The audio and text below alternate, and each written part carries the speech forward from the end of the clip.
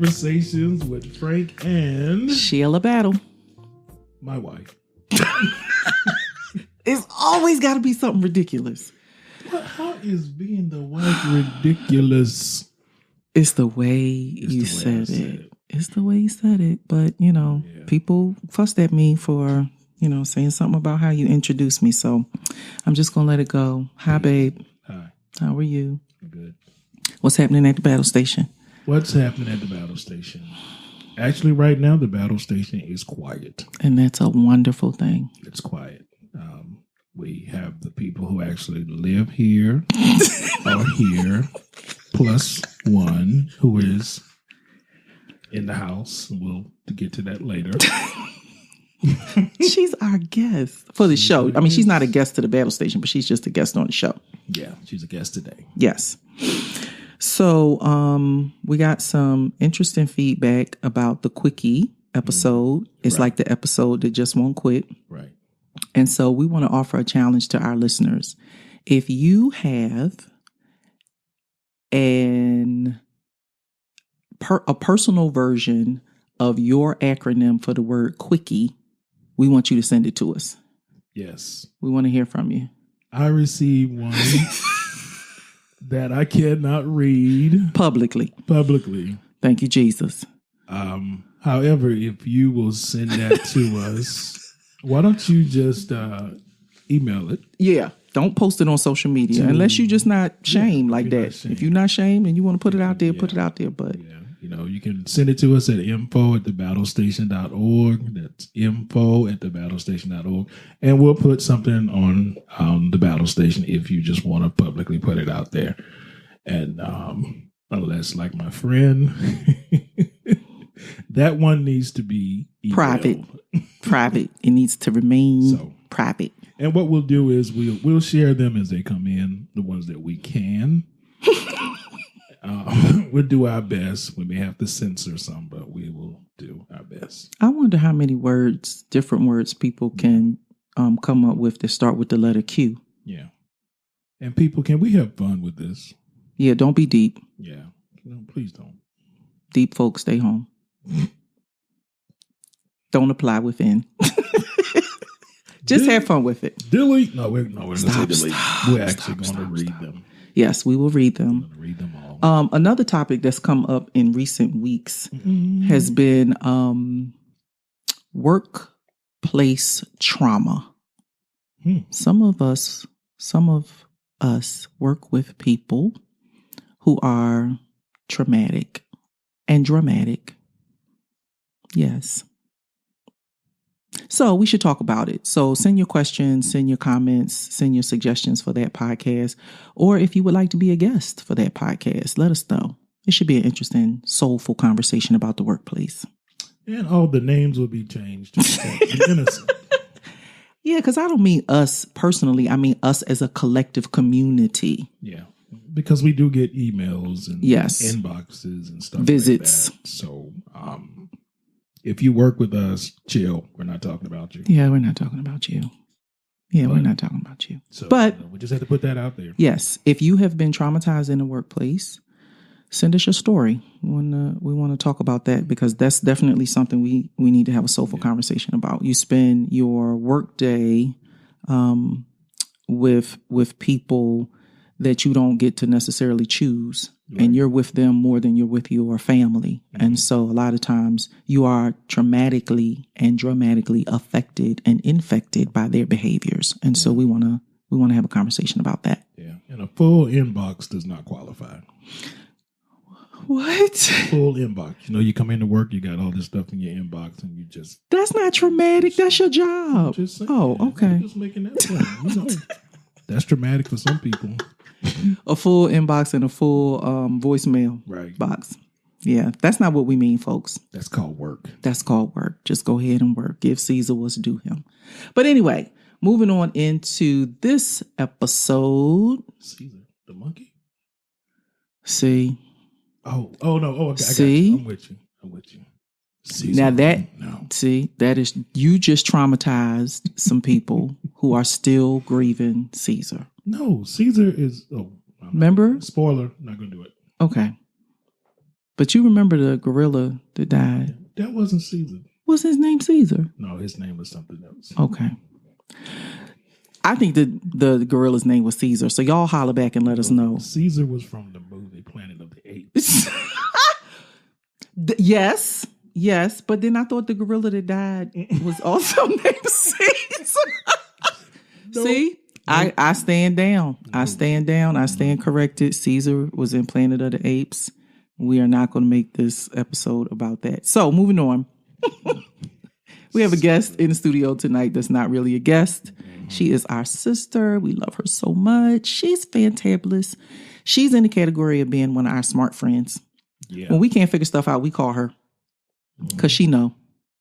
So today, this evening on the broadcast, we have Salathia Johnson. Hey, Salathia.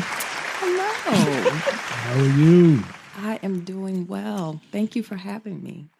Well, thank you. She sounds so polite, like she don't be over here. She was just laughing. Laughing at you is what people do. So, and she turned her face away from the mic, so y'all couldn't hear her laughing. But she is one of the brood of sisters of Mr. Frank, and so they all think he's funny. No, they all even don't. When I don't, they laugh at him anyway. Yeah. So I'm his favorite. Wow. Just putting it out there. She gonna start a riot. Just go sit here and look at her. Yeah, you better not nod your head, do nothing. Well, they can't see you anyway, so it's okay, babe. It's okay. That's a good thing. It's okay. I almost fell out the chair. Yep. Jaw hit the floor. Okay, so the reason that we asked our dear sister to come on is because one of the other topics that comes up at the battle station is money. Some got it, some ain't, and some get it and don't know what to do with it and lose it. And that is not disassociated from behaviors. And so, when folks get their tax money, and then in 30 days, it's all gone. Like, that's a habitual thing. You don't just decide to do that. Like, that's ingrained in you to do that. And so you just keep doing it over and over and over again. But Salathia has been on an incredible journey learning about how to coach, counsel, and walk alongside people with money issues. So talk to us about how you got started in this work and what the beginning of this journey was like for you. So the way that I really got involved with what I call core beliefs in money and really understanding your relationship with money is I was working for a nonprofit organization that was serving homeless people or people who had previously been homeless. And over a 5-year period of time, we were going to help them purchase their very first home. We were doing a lease purchase program where it was going to take up to 5 years for them to complete the program. And the program was broken down into phases. So phases 1 through 4 was really about learning how to budget, getting your credit straight, getting your savings in alignment, because all of what we were doing was positioning you to be able to qualify for a mortgage loan. And so the participants who would get to the 4th phase or the 4th year of the program, I started to see that some of them would do the very things that we had said not to do. Because anybody who knows that you're getting ready to purchase a home, your loan officer is going to tell you, don't go out and get any credit cards, don't charge anything, don't go buy a car, don't do anything. Right? Right. Don't co-sign for somebody else. Co-sign for anybody. Right. Don't do nothing. And we had participants who were doing exactly that. And it was very puzzling to me because I found myself saying, why would somebody work the steps of a program for 4 years and get to the very end and do something to sabotage their ability to be able to purchase the house or the very thing that it was that they said that they wanted. Right. So in the interim of all of that, I was invited to attend a bitter root judgment course. See, that's a podcast. Bitterroot Judgments. Bitterroot Judgment. That's a podcast. For myself personally. And Bitterroot Judgments, I really wasn't sure what that was all about. But at that particular time in my life, a friend of mine invited me because I was really angry and just not handling the things in my life well. And so sitting in that class, I began to learn that the way that we think and the way that we feel is what drives our behavior and why we do the things that we do. And this idea of core beliefs began to come up out of that really the way that we think about ourselves, the way that we see other people, the way that we perceive God, it really impacts relationships. Right. It impacts our behavior. And so I had an aha moment that the participants in our program, we were going through the motions of teaching them through financial literacy education, how to rebuild your credit, how to develop and sustain a budget, and preparing for home ownership. But really what we had missed was that, did they really believe? What did they really believe to be true about their ability to purchase a home? So that really started me on this journey. And we partnered with a local school, college here, and we did a study. And with that study, what we wanted to find out is really around what did people believe to be true about their ability to become homeowners. And what came out of that study, especially those ones that we saw starting to exhibit behaviors around self-sabotage, is that they never really truly believed that they could be homeowners. So it was almost like this self-fulfilling prophecy where they had to do something to make that not be true. Wow. And then blame it on the process. Right. So when you did this study, did you do the study with college students, or did the school help facilitate the study in the community? The school helped to facilitate the study with our program participants because we had program participants at different phases. Right. And so we looked at participants who were in the first phase, who second phase, third phase, and the fourth phase. Just around beliefs, we looked at environments that they had come from, where we started asking questions about who taught you about money? What was your exposure to money coming up? And, what are your beliefs about your ability to not only become a homeowner, but to achieve higher education? Because remember, whatever that meant for you as far as education was concerned, because remember, we were working with people who had been homeless or at risk of becoming homeless. And so struggling with money, finances had been a way of life for them. They just didn't know anything different and probably had not known anything different generationally. Correct. Wow. Yes. So you get the information from this study, you're working this job. How does that, all of that information and all of that experience, how did that translate into you having an aha moment personally about this being your passion? Yes.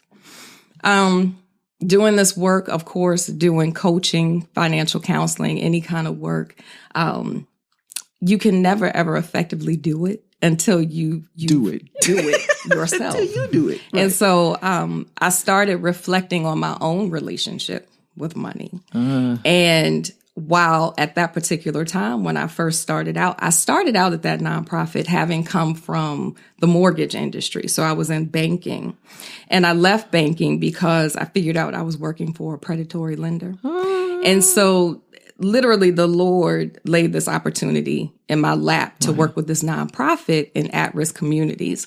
Because at the bank, I started bringing people into my office saying, this is why you should not take this loan. So I knew I wasn't going to have a job long. But in good conscience and in good faith, I could not, give people these loans that I knew they weren't going to be able to afford. Ethics over profits. Yes, ethics over profits. And so anyway, I started looking back at my own relationship with money and how I was managing money. I early on struggled to pay my bills on time. I filed bankruptcy at a very early age. Wow. I lived off of student loans and credit cards. And then when the credit card bill came, I was like, oh, I gotta pay that? All of that with the comma. Right. I'll get to that. Right. Right. And so as I started to look back over who taught me, who were the first people in my life to teach me about money management, right? And I went back to when I was in the 3rd grade. That was my earliest memory about an experience with money, which is one of the things I have my clients do, to think back to their earliest childhood memory about money, whether it's positive and or negative. Right. So the memory that came up for me was that at a young age, I was entrepreneurial, and I had a cuss jar in the house. So whenever adults would come over, and depending upon how big the word was, depended upon how much you had to put into the jar. So you had a scale based on the level of cussing you were doing. On the cuss words. On the cuss words. Okay. And so within about, it was a short period of time, I'd raked up like $100. Wow. Right? So I had coins, I had paper money. So what my mother would do is my coins, she would exchange them to give me paper money. Right. And so then what I would do is I would count up all my money. You know, I'd put all the denominations together and I would make sure that, yes, they were all in the same direction. Yes. And then I would take a spray starch can top and I would put the money in the spray can top. Don't ask me why. I didn't have a bank, a little piggy bank to put them in. So anyway, my mother decided to buy me a Holly Hobby. Do y'all remember Holly Hobby? Yes. Holly Hobby and strawberry shortcake at that particular time were like chums. Yeah. So Holly Hobby was my thing. So anyway, it just got real pink in here. You don't know nothing about that, right? I don't know Holly Hobby. I loved Holly Hobby. My whole entire room was Holly Hobby. So anyway, so my mother bought me a Holly Hobby bank and I, put my money in the bank. And then I went away for a weekend to stay with my grandparents. When I came back, went to go check my money and it was gone. So now I'm in 3rd grade. I was in the 3rd grade. I was in 3rd grade. And so, of course, the first wave of emotion that comes over you is mortal fear that someone has stolen your money, right? And so I go running to my mother because at that particular time we had a lot of people coming and going. My mother's boyfriend at that particular time was in construction. And so, we had a lot of people coming and going, which is why business was so good for me, right? But anyway, so I said to her, somebody stole my money. And she said, I had to borrow it. And I was like, oh. Okay. And she said, I'm going to pay it back. And I never got it back. Ooh.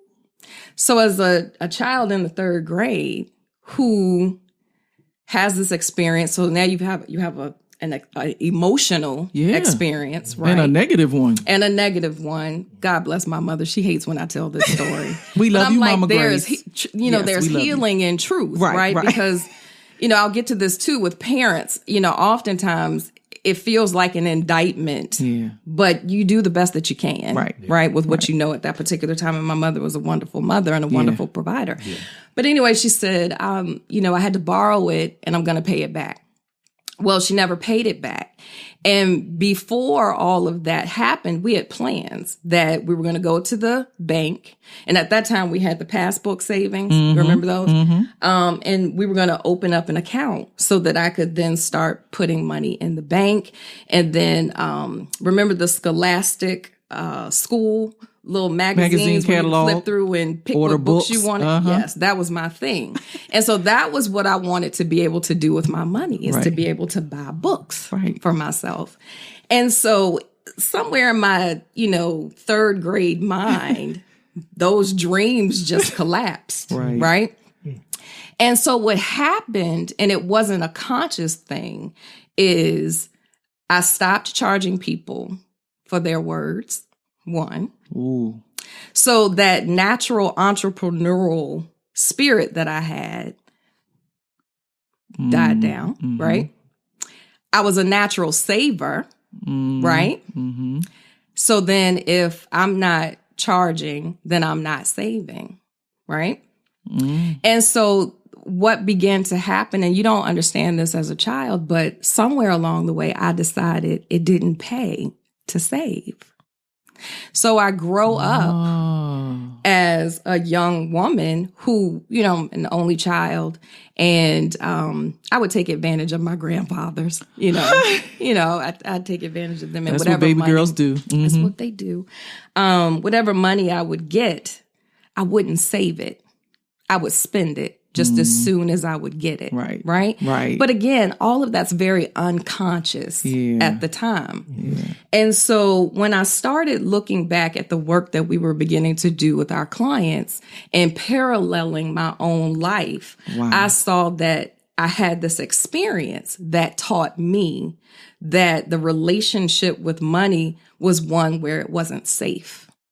And so for me, it meant that whenever I got it, I was going to spend it on the things that I wanted. And so as you grow up and become an adult and you start making bills, right? Like I'd get the credit card statement. So yeah, I would go to, at that time it was Express and the Limited, right? And I would charge and then worry about paying it later. Right. But the later would never come. Wow.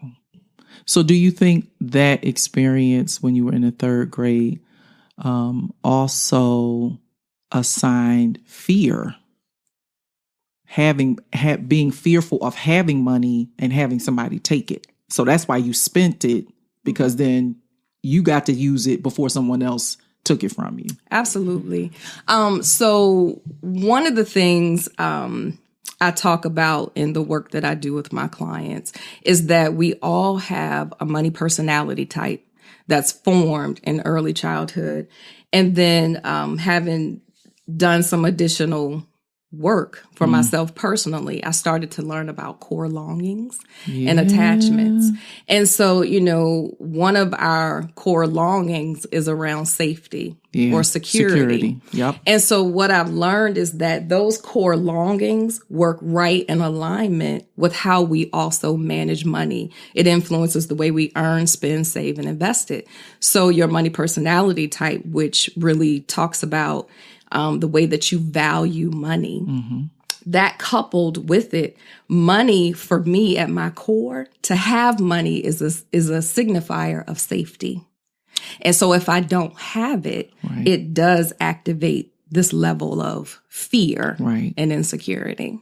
And then that's how you respond and walk out your everyday life and not even realizing that something from way back when is informing how you live now. Yes. So, wow. Okay. That's pretty amazing. Yeah.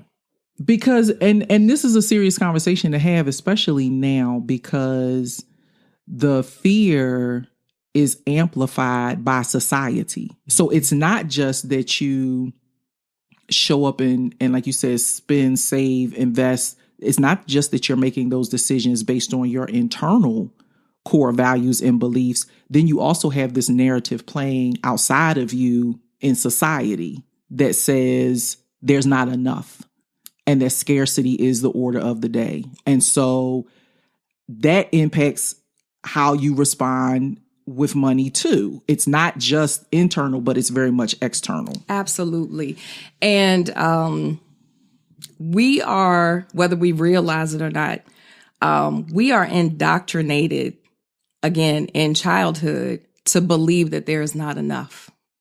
So we get that scarcity mindset. That seed is sown through something as innocent as a childhood game like musical chairs. Yes. I did this exercise with a group where we played musical chairs. And with musical chairs, every turn you have to take away a chair.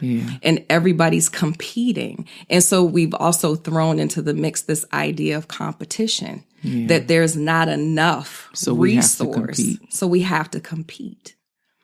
So what's interesting about that, that exact example is I was teaching a course at VCU, and there was a segment in the curriculum that talked about resources. And I had Salathia come in and do a lecture a couple of times for my class. And when she did the musical chairs exercise, there was a young lady in my class of a different culture, and she outed herself because the narrative from her culture was that if you're a female, you don't deserve a seat.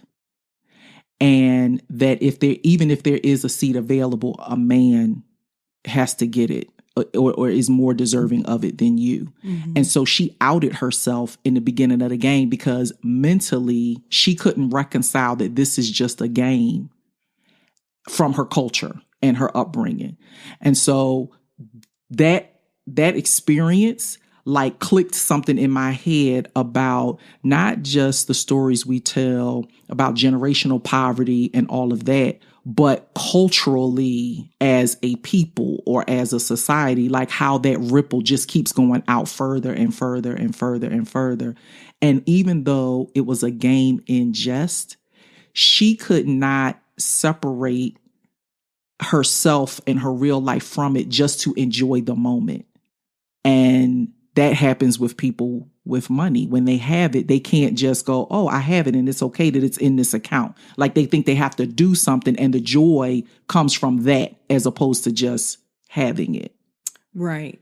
So one of the things that I talk about with my clients is, why do you want what you want? Ooh. You know, because we're talking about scarcity and a poverty mindset and lack. And if that's what we're unconsciously operating out of, then how do you ever decide how much is enough? Right?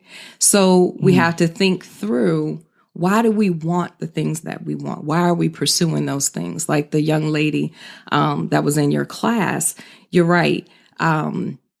We are influenced in social settings. We're influenced by family. We're influenced by faith. We're influenced by culture. We're influenced by media. You know, media is set up in such a way that we need everything, right? That we cannot live without something. Right. And you find yourself, you know, a part of that rat race where you have to have the latest whatever, right, or I have to have this in order to feel like my quality of life, my sense of self, my sense of worthiness. What I tagged another core longing. Right. Right. And so those things drive oftentimes the careers that we pursue, where it could be a career or don't pursue.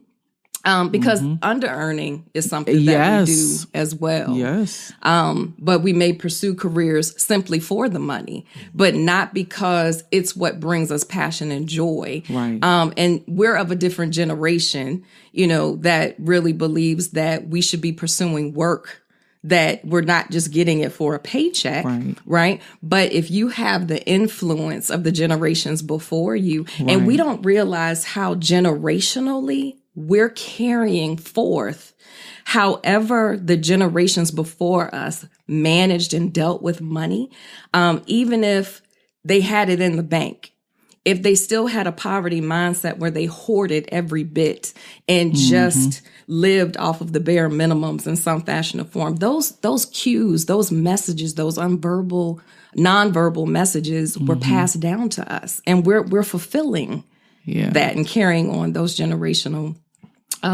that's amazing traditions. That's amazing, because I know that there are people, and some names and faces just ran through my mind. But when you said the thing generationally, there are generations, either one or two generations back, that had money stuffed in mattresses or stuffed in shoe boxes or stuffed here, stuffed there, because they didn't want people to know they had it.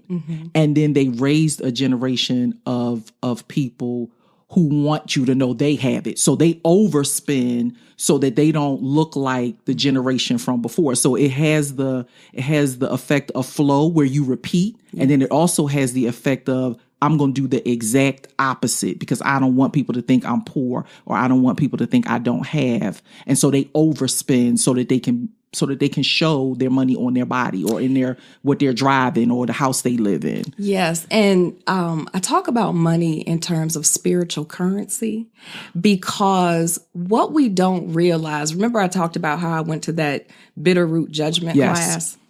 So what I learned in the Bitterroot Judgment class is that out of the 10 commandments, there's only one that has a condition with it.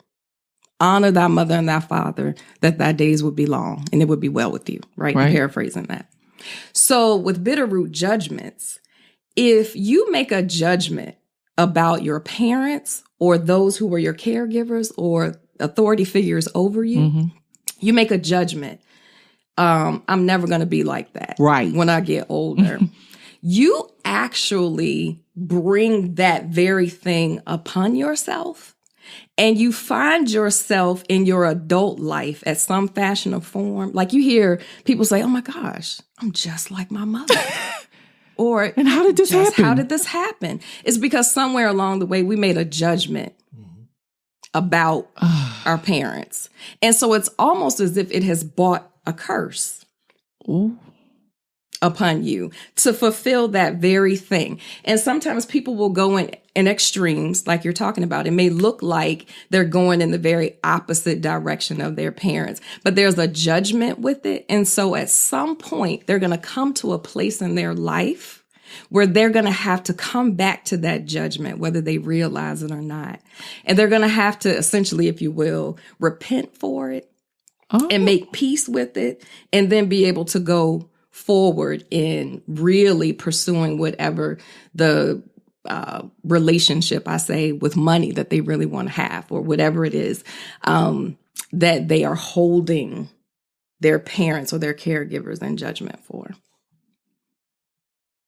I need a session. That was heavy. Yes, it That was. was pretty heavy, because I think that people get disappointed about the lack of deliverance in their lives, and they're missing that this is a piece of it. And so, they want to get delivered from this or that, or want to have a paradigm shift about this subject or that subject, but then they don't see the expansiveness of that consequence in their life. And it's because of things just like this. There's this piece over here that you didn't even know was connected to all of that. And so you kind of go, well, this didn't really work. But it's because the work isn't finished. It's because the work isn't finished, and two other things out of that. One, it shows our lack of awareness of our connectedness as one, right? We live in a Western society where it's all about the individual. Yeah. Right? We are inherently trying to get back to this idea of community. Yeah. Right? Just and oneness. But, it's all about me. Yeah. And how am I going to get what it is that I want? And so you don't realize, like you said, the greater ripple effect, because what you do impacts me. It may not impact me tomorrow, but it is going to have an effect on me at some point because we are connected. The other piece of that is the Bible is true. My people perish for lack of knowledge. Right. What you do not know can hurt you. Does hurt you, and it holds you back. So this idea of get in a line at church and sow this amount, right, and you're going to get blessed with this. Well, because remember, there's a spiritual currency, I like to say, with money, that whatever is true for you in the spirit realm, where your money is concerned, that's what's going to show up and manifest in your natural life.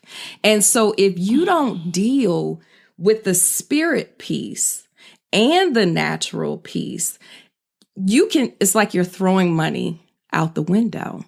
Pockets with holes. Yeah. And this is what this is why we sharing this work, because we are adamant about helping people to not live beneath their privilege. And so there is this spiritual wealth that is unlimited, full of resource, overflowing. And then in our physical lives, our narration is lack and scarcity. And so we operate from that space without really tapping into that spiritual side the right way. Right. Tapping into what true abundance really is. And true abundance isn't just about wealth, money. Right. Wealth has a broader definition. Yes. And so does prosperity. And we get hung up on singular definitions when there's so much more. Right. So that's why I also start off with, I did this gratitude challenge last year where just for a month, right? It was actually 4 weeks. It was for a month where one day out of the week for the month of November, you focused on something that you could be thankful for in your financial situation, even if it didn't look like it was something that you should be thankful for. Because in reality is what people don't understand, and what I didn't understand until, doing this work more, is that the struggles that we're having financially are really gifts. And they're opportunities to heal something in our thinking, to heal something in our emotions, to heal something in our habits, our behaviors. Our attitudes. Our attitudes, right. So that we really can experience more of what it is we really want. And I have this saying that it's not just about the money. Right. Money is great, but money does not bring happiness. Right. Money does not bring peace. And I know people are saying, well, when you don't have it, it will give me a peace of mind. And you do have a level right. of peace, knowing that you can pay your bills, right. that you can contribute to your 401k, you can take vacations, you can pay for your children's college education, right. you can purchase a home. Yes. And, it's not to discount money. Money is important. Money is what we need in order to do the things that we need to do in the world. But at the end of the day, the things that really bring us joy, when we pare it down and start being grateful, has nothing to do with money. It has to do with me being able to spend time with my friends or with right. my family, right. or you being able to sit down with your girls and, have a conversation, or just to relax. Those are the things that really brings value. That's what real wealth is. So you've said enough for 5 more podcasts. So clearly this conversation is not over. But I do want you to tap back into something because, we advertise this podcast on social media. And so we're not ignorant of what's going on on social media platforms.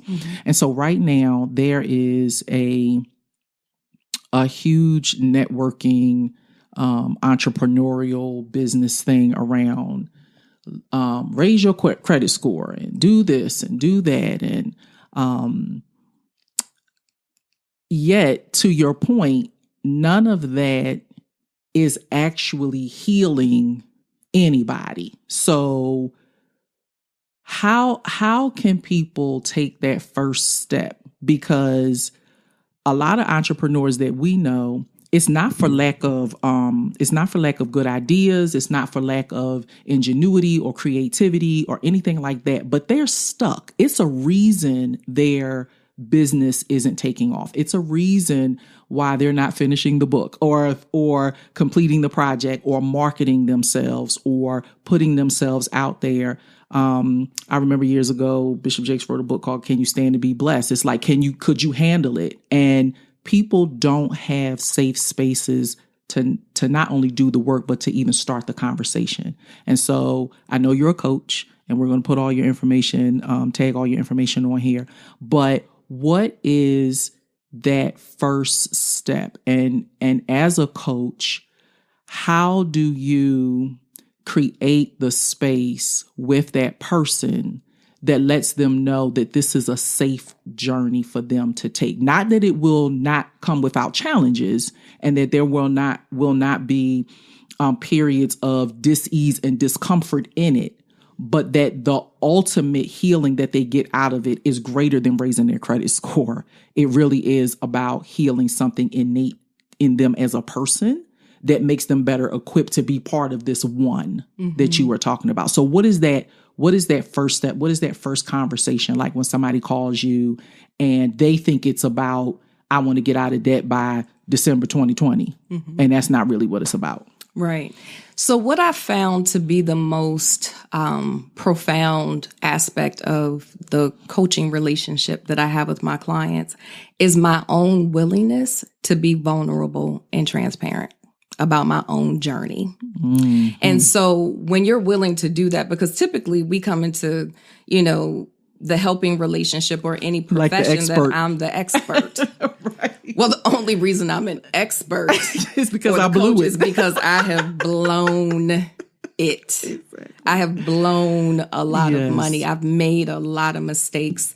And I know what it is to suffer silently in shame and guilt.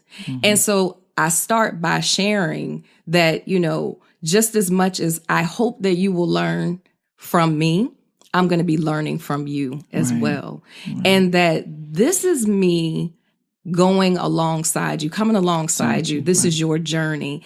And that you inherently already have the capacity to be and do what it is that you want to do. And my job is to just help you to see the blind spots, to ask the questions, to ask powerful questions. Right.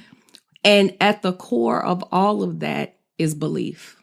So we do a lot of work in the beginning around, we play a game where we identify what your money personality type is. It's a really fun game. And out of but that. it's a jarring game a little bit because it's your answers. So when you play the game, and I played this game a couple of times, so that's why I'm saying this. When you play the game, you unmistakably can see who you are. Yes. Who you really are, not who you portray yourself to be, but who you really are if you answer the questions honestly. Yes. And as a coach, that's a great position to be in because now it's not you sitting across the table telling somebody about who you themselves. Think they are, right? I actually have them read the card.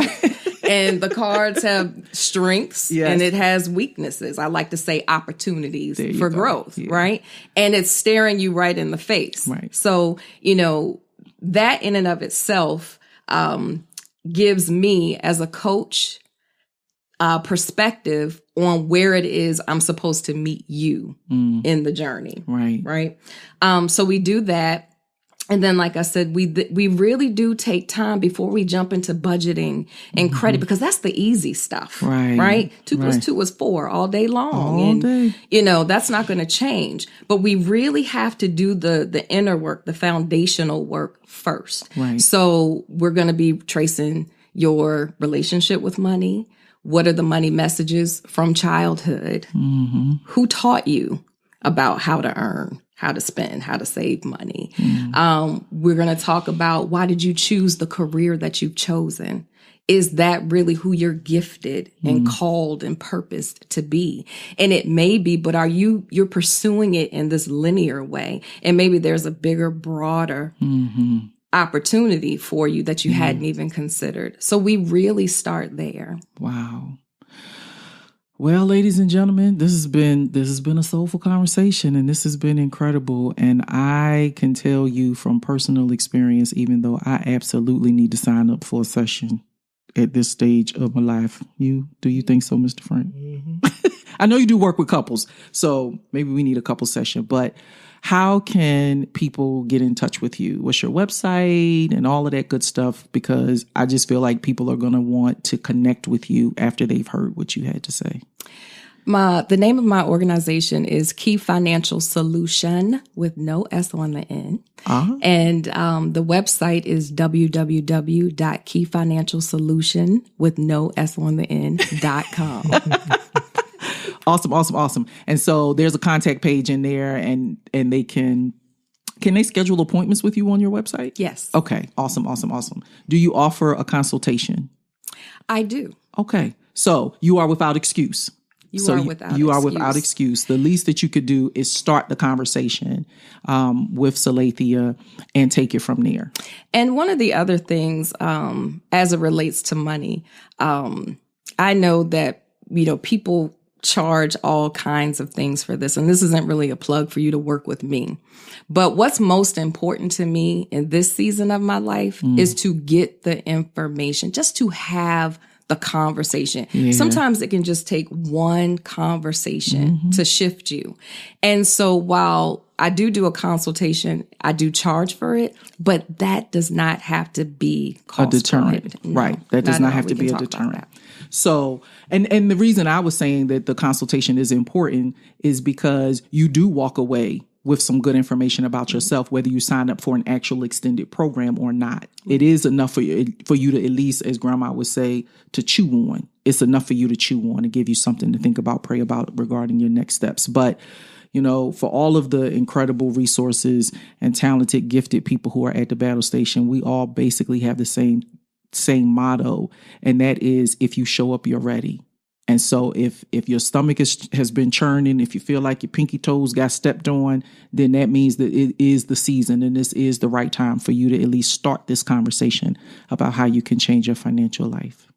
So thank you, Miss Salathia. Thank you. You're so awesome. See, it's so great to know smart people. Yes. This is really a serious topic because this is something that I'm just listening to this conversation, and this is a conversation that I think even for our kids, yes, that they need to, hear this, because I think about my coming up and just some of the things that I saw. And what really struck me was when you talked about the things that we see, your story, and from third grade, and I could think of stuff in my life as a kid, and I don't think people realize how they are affected by those things that happen. And it made me understand people who we might call stingy.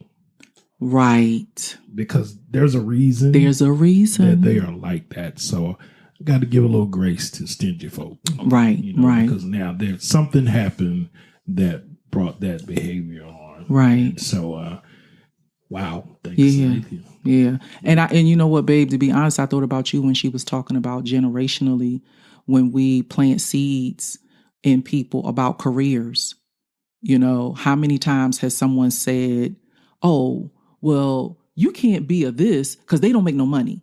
Or you got to get into this because this is gonna make you money. And their intention was in the right place because they just did not want you to struggle, perhaps the way that they did. But in them speaking that, it also sowed a seed that helped create the filter for how you deal with money and how you engage and pick a career. Absolutely. And so now it's no longer about what you're passionate about, what you are crafted and created to do, the way that you show up on the planet to be a co-creator with God. It's about, this voice that was in the back of my head that planted this seed about, well, I have to be able to take care of myself, and I have to make a certain amount of money because there's not enough. Absolutely. There's not enough. So, wow. Yeah. So yes, I could probably think of 5 good things that we could pull out of this and do 5 more podcasts with Salathia, but we're not going to take up all of her time. Thank you. Thank you again. I love you guys. Oh, we love you too. And it's always good to have Salathia over here. We have intense, deep, heartfelt, thought-provoking, theological, philosophical conversations about everything. About absolutely everything. Sometimes until the sun is coming up. It just goes down like that at the battle station. But we are so honored and happy to be able to share you with our audience. And for those that they will share this video with. I feel like this is going to get a lot of shares just because money is something that impacts everybody. We want to put things on that don't put us in a box around content, So we tell people, you don't have to be a Christian to listen to our podcast, whatever your faith confession is, or if you have no faith confession at all, this is still for you. And so definitely the subject of money and our core beliefs about money, and even that bitter root judgment thing, like all of that stuff that you were talking about, like those are all specific conversations that we can have. And we have had them, but we could absolutely have them in this format and share that information because, like you said, at the end of the day, we are all entrepreneurs. We're all coaches out here. We're all resources for our community. And it is about getting the information out. Right. That's what it's about. I mean, we got to feed our kids and pay our mortgages and do all of that stuff too. But it is about getting the information out. And God has blessed and equipped us to be able to do it in a powerful way. So we are grateful Yes, we are. To share you with the planet. This was great. And all the places that the podcast goes. Tons and tons of good information and just a good person to be connected with. Don't take her from us, y'all. We just lending her out a little bit. It's like, no, she's amazing. And that's one of the reasons why we wanted to share her with all of you so that you could get exposed to to just the wealth of knowledge and power that's in this great woman of God. She is an amazing prayer warrior too. Just want to throw that out there. And she's single. Uh-oh. And she's single, brothers. Okay. Her brother is looking at me like, no, you did. Just... He ain't trying to share her like that. Like, she can go teach a class, but stand down with that she single thing. Okay, so we're going to go. We're going to go because I'm getting the evil eye from my own husband, and that ain't cool. I'm looking at the floor right now. So, family, thank you for joining us tonight. Don't forget to like, share, and comment. We welcome your compliments and criticisms. We take it all, and we're grateful for it. Until next time, family, be well and take care. Grace and peace to each of you. We'll talk to you soon. Bye, family. Goodbye.